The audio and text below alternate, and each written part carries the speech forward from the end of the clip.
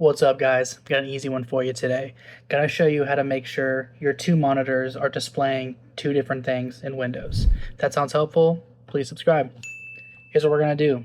We're going to right-click anywhere on our desktop. And then we're gonna go down to Display Settings. Click on that. It's gonna open up this. It's gonna bring this up right here, and these are your two monitors. Now, if yours is duplicate, what that means is both monitors are showing the exact same thing. What you're going to want to do instead is click on this and hit extend these displays. And what that's going to do is allow you to drag something from one monitor to the other, and then you can have two different things displaying on either monitor at the same time.